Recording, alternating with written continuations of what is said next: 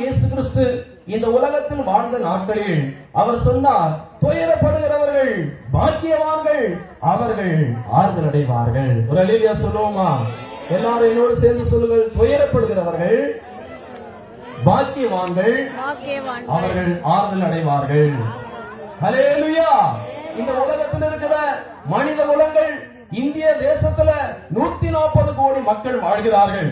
கண்ணீர் இல்லாத, கவலை இல்லாத வாழ்க்கை இந்த உலகத்தில் நாம் பார்க்கவே முடியாது. படித்தவர்களோ, பணக்காரரோ, ஏழைகளோ, யாரா இருந்தாலும் சரி, கஷ்டங்கள் வாழ்க்கையில பிரச்சனைகள் இல்லாத ஒரு மனிதனே கிடையாது.